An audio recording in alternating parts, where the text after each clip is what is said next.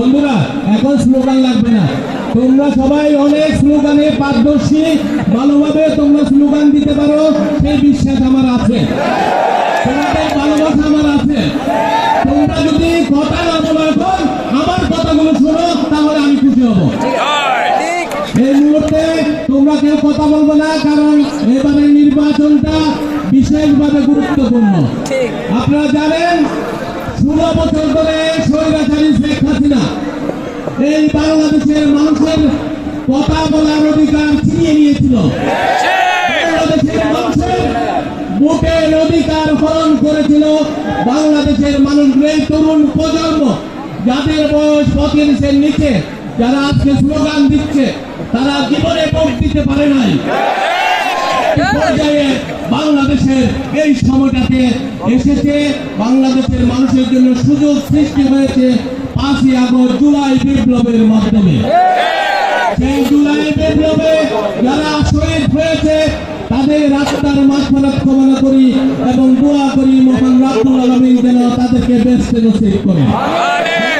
সেই সব যোদ্ধাদের সামনের দিনগুলো যেন বাংলাদেশের এই গণতান্ত্রিক পরিবেশের মাধ্যমে বাংলাদেশে গণতন্ত্র ফিরিয়ে আনার যে প্রক্রিয়া চলছে, সেই প্রক্রিয়ায় অংশগ্রহণের মাধ্যমে বাংলাদেশের প্রতিটি স্তরের মানুষ, হিন্দু, মুসলিম, বৌদ্ধ, খ্রিস্টান, চাকমা, বৌদ্ধ থেকে শুরু করে প্রতিটি স্তরের মানুষ যেন সমান অধিকার ভোগ করার মাধ্যমে এই নতুন বাংলাদেশকে গড়ে তোলার, অর্থনৈতিক সমৃদ্ধিভাবে এই বাংলাদেশকে গড়ে তোলার পথ নিয়ে বাংলাদেশের প্রতিটি মানুষের পিছন থেকে লাখ টাকা ঋণের বোঝা যাতে চলে যেতে পারে, সেই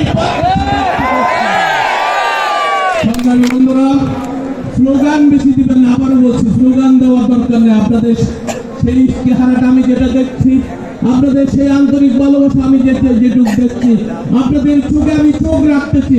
এই চোখের রাখার মাধ্যমে আমার হৃদয়ের সাথে আপনাদের হৃদয়ের যে স্পন্দন সৃষ্টি হচ্ছে, যে ভালোবাসাটা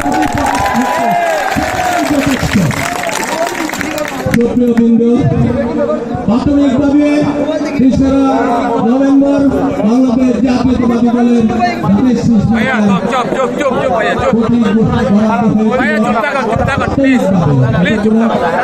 ফাইনাল কিছু যাকে দিয়েছে, সেও আমাদের দলের এবং আমাদের খুবই ঘনিষ্ঠ মানুষ, আমাদের ছোট ভাই, আমার ছোট ভাই বলতে পারেন।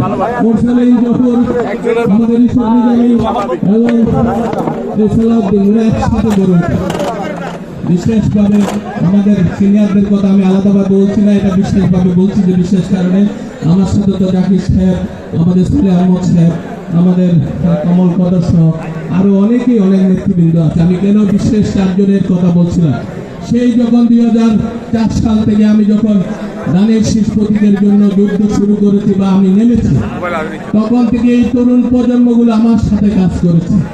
আমি সৃষ্টি করতে পেরেছি উত্তর জেলাতে মোরসালিনকে, আমি উত্তর জেলাতে সৃষ্টি করতে পেরেছি আমাদের সালাউদ্দিনকে, উত্তর জেলাতে আমি সৃষ্টি করতে পেরেছি।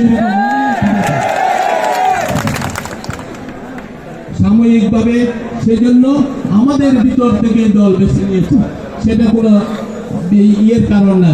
তখন আমি যাইনি, বিষয়টা আমি যাইনি বলে সালাউদ্দিনকে দিয়েছি। অনেকে তাকে নিয়ে কোনো মন্দ কথা বলার কোনো দরকার নেই, তাকে নিয়ে কটূক্তি করার কোনো দরকার নেই, কোনো কটূক্তি করার কোনো প্রয়োজন আছে বলে আমি মনে করি না। অনেকে